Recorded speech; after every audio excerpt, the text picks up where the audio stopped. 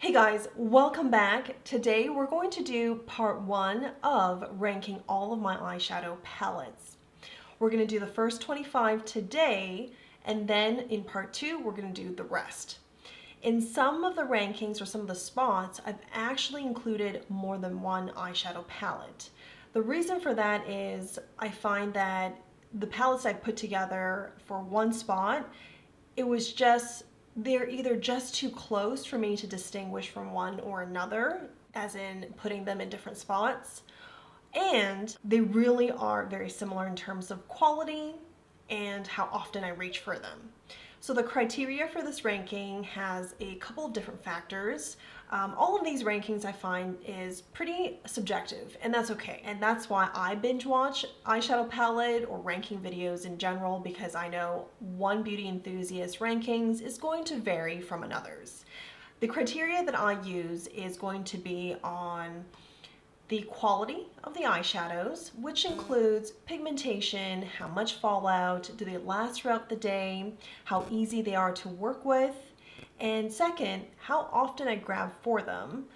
Third, things like pricing, shelf life, that I've taken into consideration as well.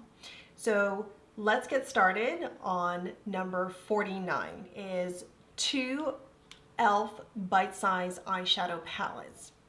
Now, from my experience, and I've tried 6 different e.l.f. bite-size palettes, is that depending on the color story, the quality of the shadows and how easy they are to work with is also different. So the reason why I ranked these two, this is Sugar and Cream, and this is Berry Bad. The reason why I've ranked these two at 49 and not any higher is the deeper shades, like this deep burgundy here and this deep brown, they're just not that easy to work with. The payoff isn't quite there. They're kind of difficult to blend. You really have to add in lots of applications, lots of layers to get good payoff. And even then, they blend away really easily. So for that reason, they are at 49, and I also don't reach for them because of the quality. They're beautiful to look at though, and for $3 US, I mean, it is pretty good value in and of itself. I just think the quality can be a bit better. And number 48 is going to be Flower Beauty's Jungle Lights palette. I have no issues with the formula. I think it can be a little bit creamier, but I think payoff and formula in general for the price is really pretty good. The problem with it is one of the shadows came broken, and I've talked about this before when I actually was initially doing my review. And I'm going to close this back because the moment I do this, there's going to be a lot of broken eyeshadow moving around and falling out. But now you can really see here, like all these pieces is from this shade here. This is Jaguar. And over time, every time I pick this up, not even to, set it down really rough somewhere, it's just when I pick it up and I move it around in the drawer, more of the shadow comes off Jaguar and it gets all over the place. So I have an issue with that. And the other shade, the shade that is my favorite from this palette is Wild. I love the shade. I've talked about it in a recent video. I'm going to open this once more. But even with Wild, I don't know why this is happening, but it's like layers of the eyeshadow is just lifting off of Wild. And that one, as far as I can tell, came in fine, intact. Nothing was shattered or broken. It didn't come off from the pan itself. So for that reason, how messy things have gotten, that's why I've ranked this at 48. At 47 is Charlotte Tilbury's Dazzling Diamonds Luxury Palette of Pops. This was released just in time for the holidays. I think this palette is really beautiful. I don't have any issues with the formula. I don't have any issues with the color story. Like personally, I think this is a really beautiful palette. Look how shimmery they all are. My only problem with this is my eyes tend to become a little red and sensitive when I use this palette. So I actually have not gone back to create any looks with it for that reason. It's really unfortunate. I really, really love the look I got out of this palette during my review, and many of you guys have commented on how nice it looked, and it really was effortless to put it together. Unfortunately, the formula I'm a bit sensitive to. I feel like it has to do with just all the sparkles. I've had a sensitive reaction to some sparkly formulas, not all of them, specifically some Pat McGrath eyeshadows, but it's usually okay, and it takes a couple hours for that sensitivity to be apparent, but this one here, it was just a little bit more intense. So for that reason, I ranked this at number 47. At number 46 is Tom Ford's Meteoric Quad. There's nothing wrong with the formulation. There isn't particularly, a troublesome amount of fallout. I also don't experience irritation with these, very glittery, shimmery shadows. So I think overall this is a good quality quad. However, I don't really grab for it. And I think the color story is just not that exciting. I think if you are into maybe more everyday shades and you like that bit of glitter, so a bit of pop or something, this is still a nice quad to have. I just don't really grab for it. It just doesn't really get my attention. Initially when I got this, I thought that I would just grab for it because it's so effortless. I could create everyday looks, but the everyday looks just aren't even that exciting. I'll get into some palettes a little bit later on that are excellent for creating everyday looks, and it's effortless and it's always really beautiful. I just don't get that feeling from this quad, so for that reason it's ranked at 46. At 45 we have another e.l.f. bite-size eyeshadow palette. This is in the color story Truffles. The shadows on this palette I think is a better quality than the ranked number 49 e.l.f. bite-size eyeshadow palettes. Particularly notable is this cool silver shade. It's gorgeous. It's easy to work with, it blends well. I find that the metallic shades from the e.l.f. little palettes generally do blend very well and they don't have any quality issues. What made me rank this palette a bit higher is just overall the color story. They included 3 matte shades and 1 metallic here to give you that cool toned, beautiful look. And they're actually mattes that you can work with and don't move away with you like just blowing on them and the wind carries them away. I think that's really pretty decent color payoff as well. For that reason, I've ranked it higher than the other 2 bite-size eyeshadow palettes. At number 44 is a ColourPop eyeshadow palette, all things Equinox. I love this color story. I think these shades here are so pretty, and it's really just nice to look at too. I find that the metallic shades have good color payoff, good quality. It seems like most brands who do a decent job with their eyeshadows or formulations, typically the metallic shades are the ones that have the least amount of trouble. They swatch really well, they go on really well, they're easy to work with. A bit chalky with the matte shades, but still workable, and they were overall better to work with than those initial e.l.f. bite-size palettes we saw earlier. The reason why I've ranked this at number 44 is I don't think this is, in terms of quality of the formula or quality of the shadows, is their strongest, is ColourPop's strongest representation. There are 2 other ColourPop palettes, which I'll talk about later on in this ranking, that I think are better quality, better color payoff, and just overall, they kind of just get it. They hit on it, every single shade in that palette. So we'll see those in a little bit later on. At number 43 is another e.l.f. bite-size eyeshadow palette. I've ranked this higher than the other ones because overall I think they did an excellent job with this green color story, which they call Jalapeno. The 2 metallic shades here are excellent. easy and beautiful to work with. I also really enjoy the look I created with this palette. This green shade here, some issues. It kind of blends away like the other, deeper shades we looked at. However, it is still workable. You can get this to work without too much effort. And again, at $3, it's a pretty good green eyeshadow palette. So for that reason, I've ranked it at 43. At number 42 is YSL's Couture palette, Black Opium line, and I think the color story is just called Sound Illusion. I really love the looks I created from this palette. This silvery shade, you pop it on your crease, it blends so nicely into the rest of the colors. It's just gorgeous. The reason why it's not any higher is there's quite a bit of kick up from the eyeshadows, and it's not chalky.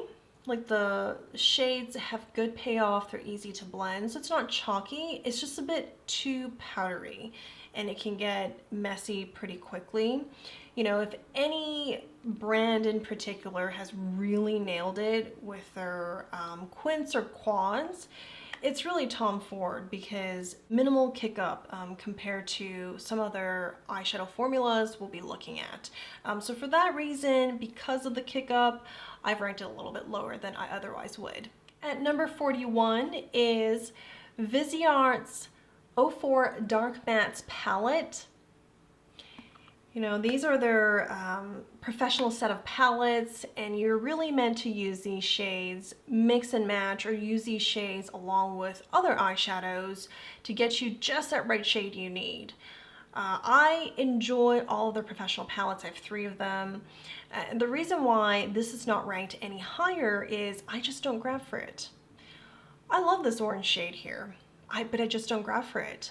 It's really interesting how things kind of shake up or work out sometimes. It's like you get the palette, it's with great anticipation, and you hope to get a lot of use out of it. But it turns out that, or for me, it turns out that I just don't, it's not top of mind for me. And even when I see it in my drawer, I don't necessarily feel like today I have to use this palette. It also hit pan quicker than the other 2 professional palettes. I mean, this is a couple years old. This is about 4 years old, I want to say. Maybe even longer than that.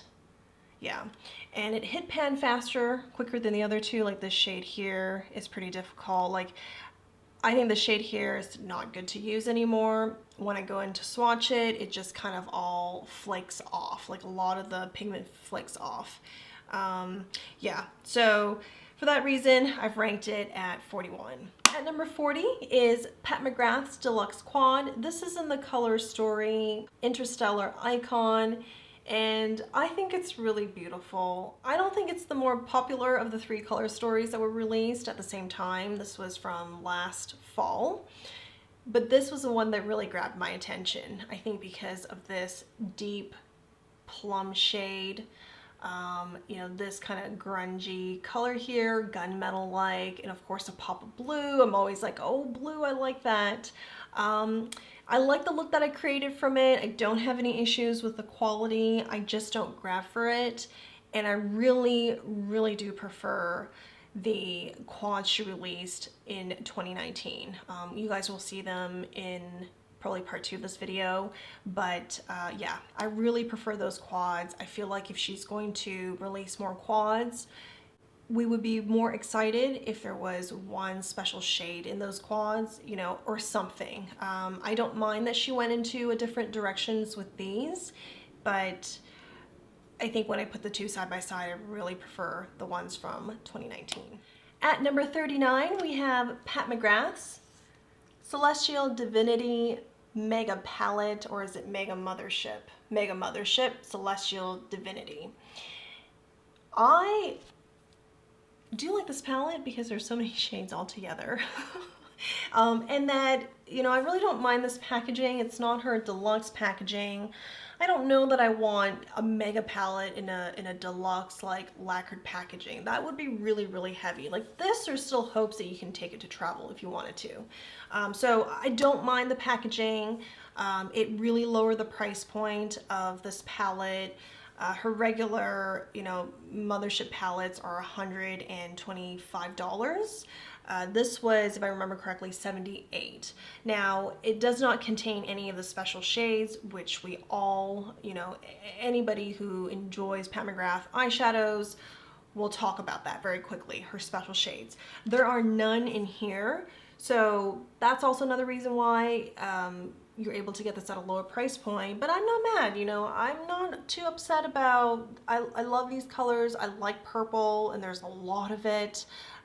For those who, especially for those people who missed the Star Wars collection, you can actually get all the shades in this palette. The reason why I did not rank it higher is if we could just have two more matte shades, you know, one satin, one matte, you know, something of that, so you can create more, or I should say, so that there would be more versatility.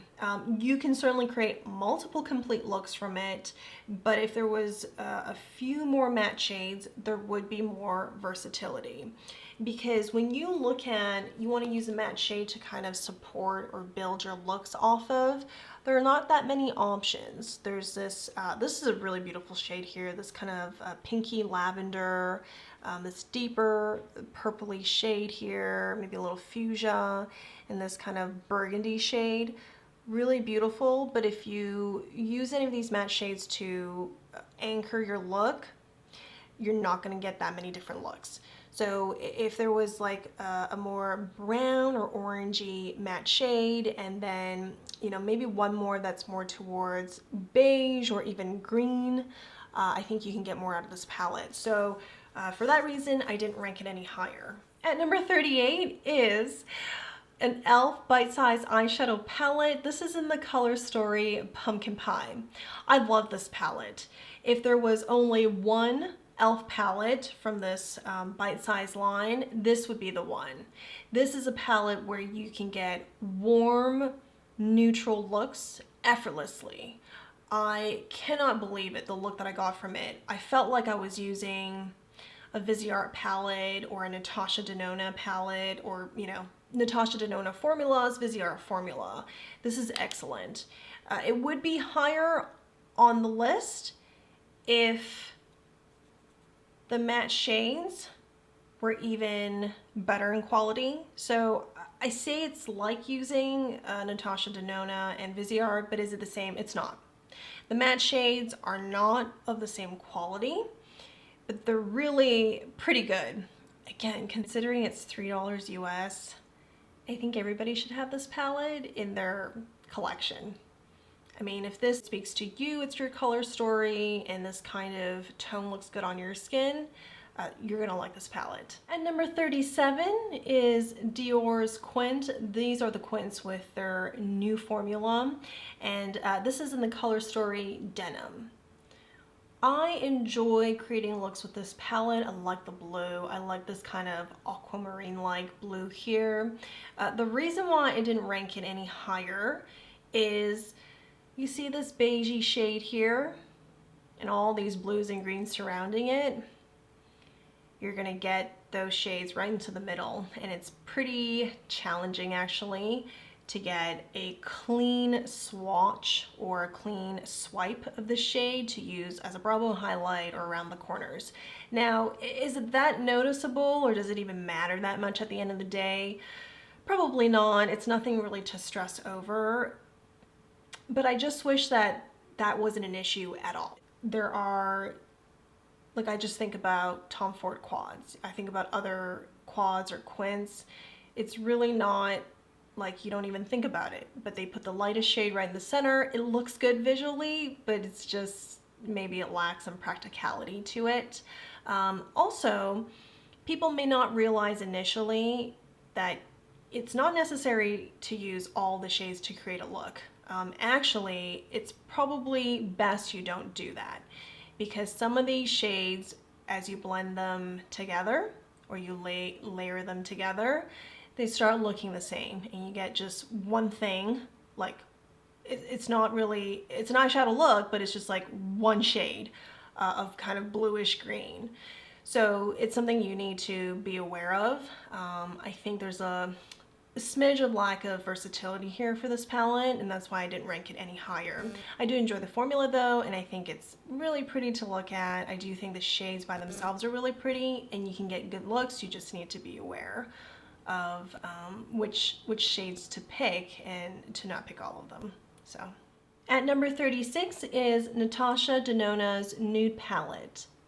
I have no issues with the formula. I really have no complaints. For a while, she did release a few mini palettes that had, seems like from the feedback, I haven't used them, quality issues. You know, they weren't quite as creamy and blendable and nice to work with as her large eyeshadow palettes and even other mini palettes she's released.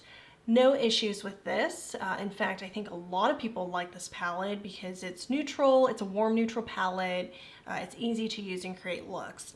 The reason why I didn't rank it any higher is I am really not moved by any of the looks I create with this. So it's really a subjective thing, a personal thing, but when it comes to warm neutral palettes, I mean, I would pick Pumpkin Pie over this. It's ranked higher than Pumpkin Pie because the quality is just there, and it's a solid mini palette. It's just not for me, and I find myself avoiding this palette. If I want to do something easy that's just tiny and sits on the vanity really nicely, I'd probably grab a Viseart Petit full palette. I'd actually go for, heck, even a full-size Natasha Denona palette over the mini. So for that reason, I've ranked it in the kind of high 30s here. All of the eyeshadow palettes here on and above, there really is not anything I'm too unhappy with. No complaints really. It's just mostly down to personal preference and how often I grab for them.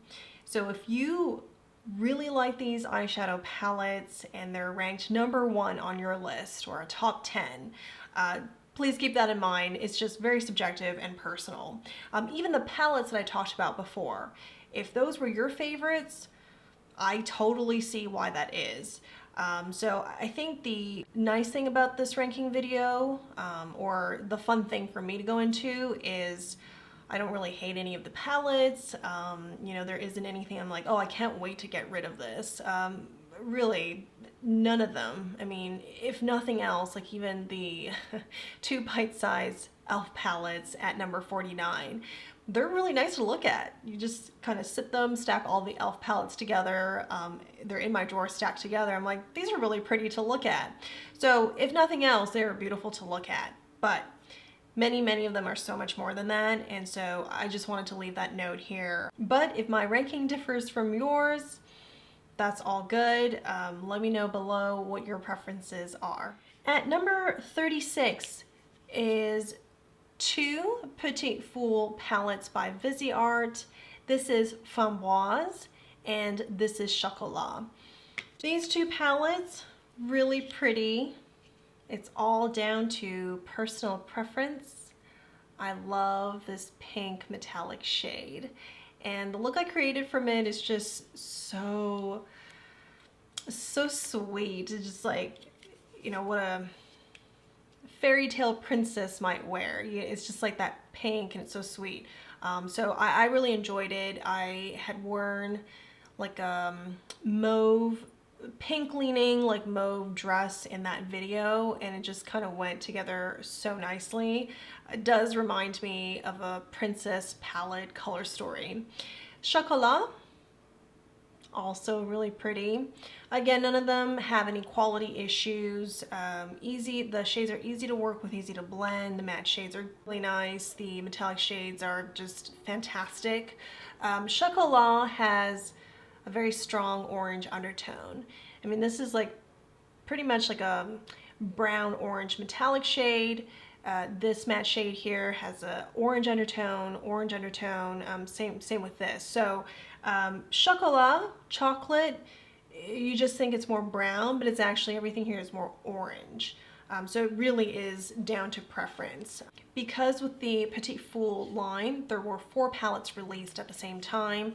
The other 2 that I haven't talked about yet, you guys are gonna probably see them in part 2 of this ranking. At number 35 is ColourPop palette. This is meant to be. I love it. All the greens, different shades of greens, different undertones. You've got a few gorgeous metallics here. I don't think there's a single metallic that I don't like. This is, when it's in the palette, looks more gray. Swatched on my finger, it's green. Like it's this frosty, cool green. And then we have, so this is Play It Cool. This is Mojito Mommy, Mint Tea. So much fun.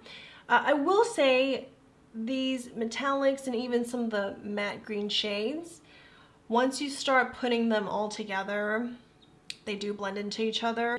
I will say with the shades, metallics, and even the matte shades, once you start blending them together and you're layering them on top of each other, they do begin to look the same.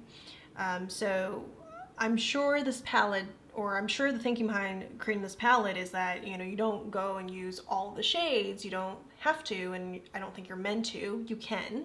I think I did that for my review video. I used all of the shades. I'll include a link above. But I think when you go watch it, you would think, really? Like 9 shades in that look? I mean, it looks fine, but really there are 9 shades? So that's what I mean. But I don't think it's easy to create a green eyeshadow palette and be able to think of these, you know, different shades of green that will work well together and give you different looks. I don't think it's that easy. So I think ColourPop did a really good job here. And I love the metallic shades they included. I mean, frankly, these two, you blend them together, they might look like the same thing. This one stands out a bit more, it's more green. I think they've added enough variety here. So I'm not unhappy with this palette at all. I just think you could probably just use 3 to 4 shades at a time to get a distinguished look, a look where you can tell the different shades apart. At number 33 is Viseart's Midsommer Petit Pro Palette. The pans on here, you can depot, they're magnetizing. You can put together your own Petit Pro palettes, just mix and match it. You know, I have yet to do that. I really want to. Really want to just play with the different eyeshadows and create my own color story. I need to definitely set aside some time to do that. This is a mauve, like a purpley pink mauve and taupe eyeshadow palette. I have a few eyeshadow palettes with this color story already, so you know, it doesn't really jump out at me as much as the other Petit Pro palettes that I have. I don't have any issues with the quality. You know, again, I talked about that a little bit earlier. I just don't grab for it as much because when it comes to mauves and taupes, there are other palettes that I would actually go for. However, with that said, I use this shade for blush more than just a couple of times, and I think this dual chrome here is beautiful.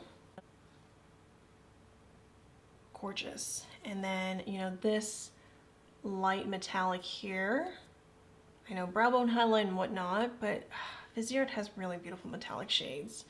There's just a little something about them, a little bit different.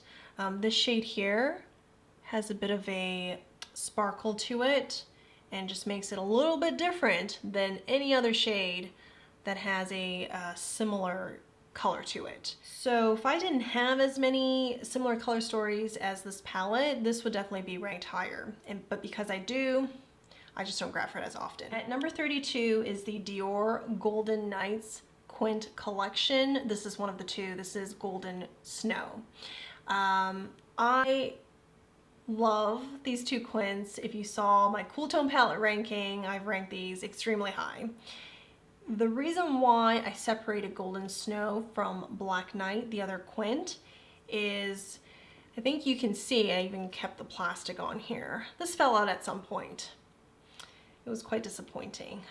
It fell out, and you know, it does speak to the quality of the formula because unlike the Flower Beauty palette where one shade came kind of like it fell out basically, this has stayed intact. I think it does speak to how creamy and how like put together that formula is.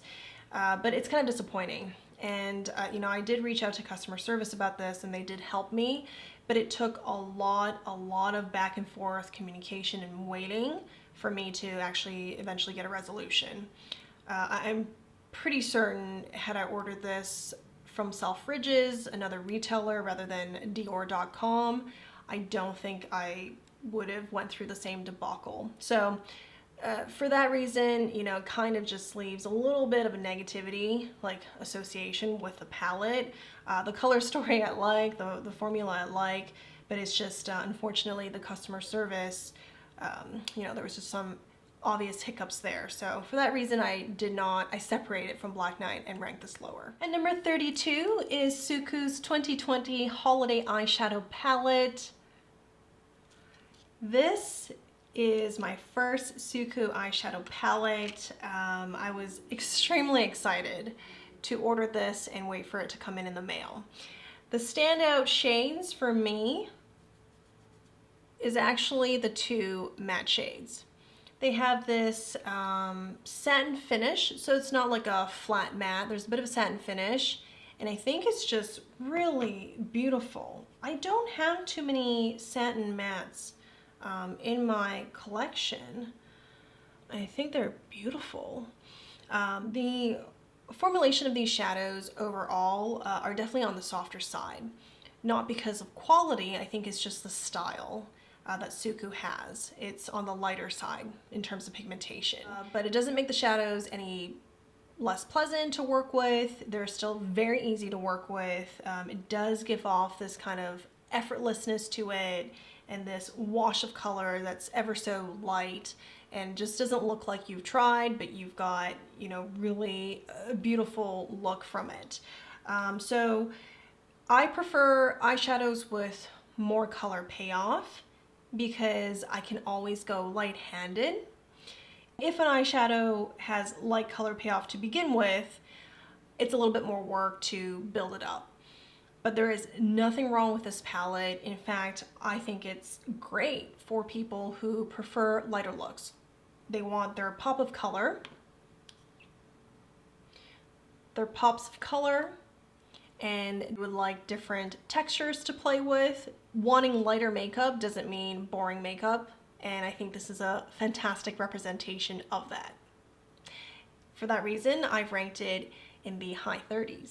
At 31 is Pat McGrath's Blitz Astro Quad. This is in the Color Story Ritualistic Rose.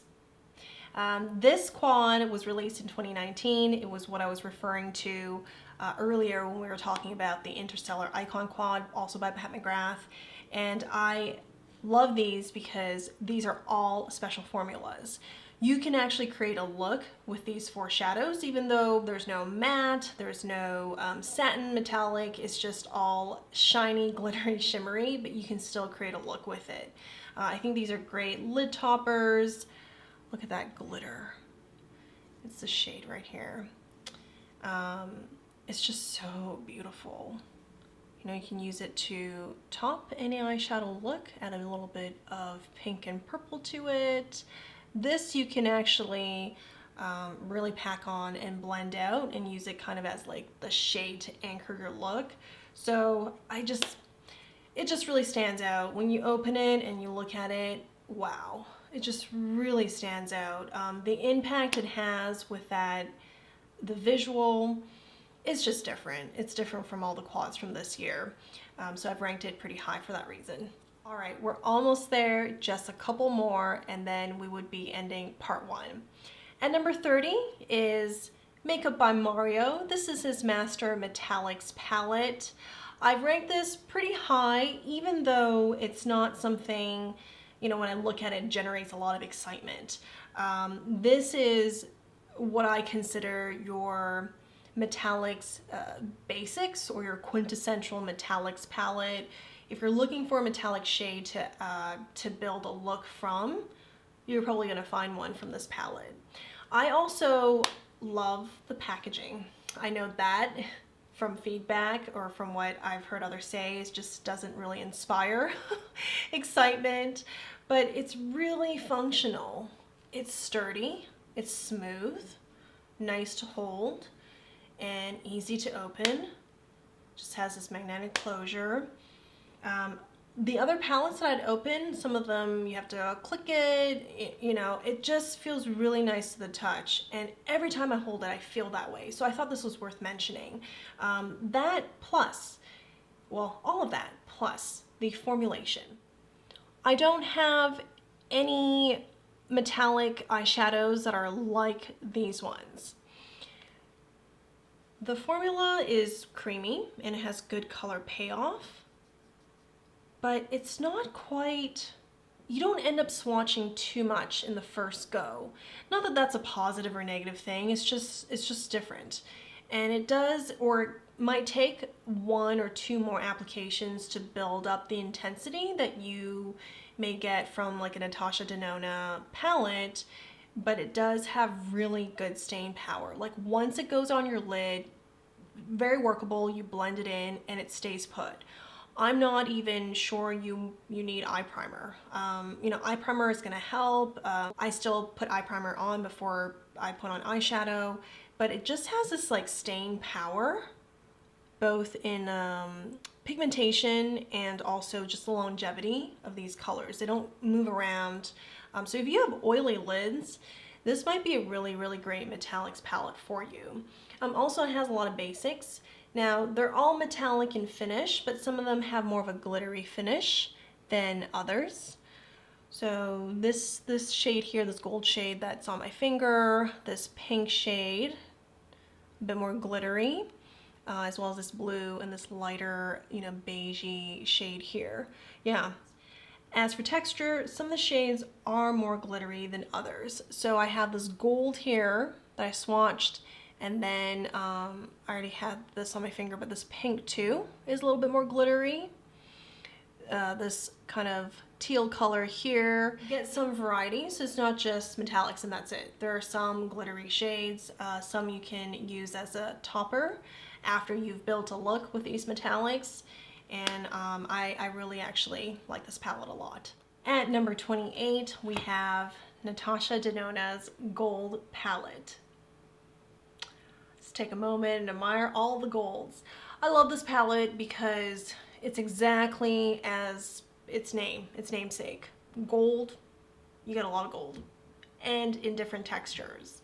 My favorite is the one that really gets you, like it's right there, and they put it in the middle. So this is Oro. It is a very soft metallic shade. It is one that will swatch forever on your arm. If you guys follow Natasha Denona on her Instagram, whenever a new palette is announced and she's doing swatches, you just see her go on and on with, you know, a metallic shade, and she lets you know that this will go on and on. I just love that it is exactly what it is. The concept, the thought put behind it. It's like, I'm gonna make this a gold palette, and it delivers. If you are a gold palette fan, this is my #1 recommendation. You couldn't get more golds all in one palette, but still be able to use them to do something different with your looks. I do have a little bit of trouble incorporating the teal, these two shades here, in such a way that is like outstanding. To me, I always feel like, there's something here that I'm not quite getting. I feel like I would rank this palette higher if I was able to really create stunning looks. So again, it's a very personal thing. If I could create a very stunning look with these teal shades. But otherwise, I really like this palette, and it's just, look at these golds, gorgeous. You got dual chromes, different finishes. You know, you've got like a more bronzy or brown type of shade here. Love it. And at number 28 is her Trio Chrome palette. It's what I have on my eyes today. I have the shades from the bottom row, and of course I put the multi-chrome shade on the center of my lid. I really like this palette. I know that next to the Glam palette and the Bronze palette from the summer, it wasn't the same. There wasn't as much excitement. And a lot of people were disappointed that this is a $129 palette rather than $65, much more affordable because it's this bigger pan size, 15 shades with a bigger pan size. I tend to agree with that, and I feel like if there was maybe a shimmer shade or two, it would add some versatility to it. So if you were not intentional about using a multi-chrome in your look, you could still fully have fun, enjoy these beautiful matte shades, and get a look out of it.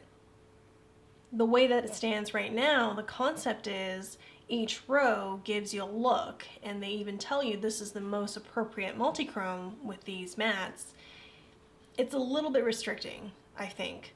I applaud how clear the concept is. There's like no confusion. This was a very much planned palette. It wasn't, you know, it wasn't like a Pat McGrath palette with the Mega where she kind of did these shades that were already released, put them in a big palette, add a couple more. You know, the concept of how this was put together is much clearer and much more directional. But if it had a couple more shimmers, it would increase the versatility, and I think people would get a little bit more enjoyment out of it. But I do like this palette, and I love the matte shades. I used this on my cheek today. This is Diatonic, so I love that kind of corally color. And our last palette in part 1 of this ranking video is going to be Viseart's Petit Full. This is the color story Pauline. It's easy to use, beautiful looks. Oh, the metallics are just so beautiful to the touch. I love this shade here. This one is the shade. Pop this all over the lid, blend out, add this on top. This is kind of like a center, like a middle of the lid, or you can use as a brow bone inner highlight. And then you've got a nice matte shade to go with these 4 metallics. Yeah, like effortless. Really just effortless. Effortless, neutral, beautiful, suitable for every day, and it's tiny. You can put it in your purse, keep it on your vanity, doesn't take up much room. Love it. These Petit Full palettes, you can also depot them and add in any other shade you would like, mix and match. The size of these pans are also the same as their Étendue series, which you're gonna see it in part 2. But yeah, you can take shades from the Étendue, put it in here, or take these and put in the Étendue. So nice flexibility, I'm all for it. Thank you guys for watching. I hope you had a great new year. I'm excited for this year, and I'm just so glad you're here with me. I'll talk to you soon. Take care, stay safe. Bye.